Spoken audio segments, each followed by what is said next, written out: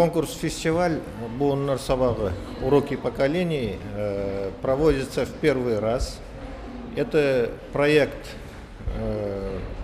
на грант Республики Татарстан для регионов Российской Федерации в области сохранения и развития родных языков.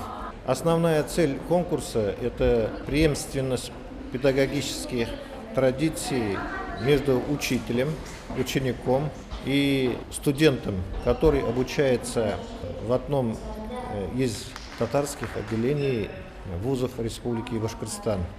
Мы по результатам первого тура провели конкурсный отбор, и на второй тур у нас вышли 6 команд. В составе команды учитель-наставник, его нынешний ученик и вчерашний ученик, нынешний студент вуза.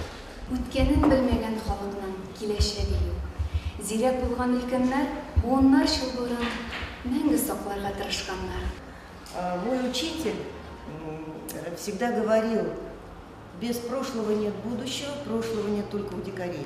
Поэтому если мы с вами сегодня заглядываем в прошлое и пытаемся рассмотреть будущее на основании того, что было и того, что есть сегодня, того, что мы делаем, это значит, что мы двигаемся вперед. И это движение очень позитивное, очень должно быть удачным и успешным.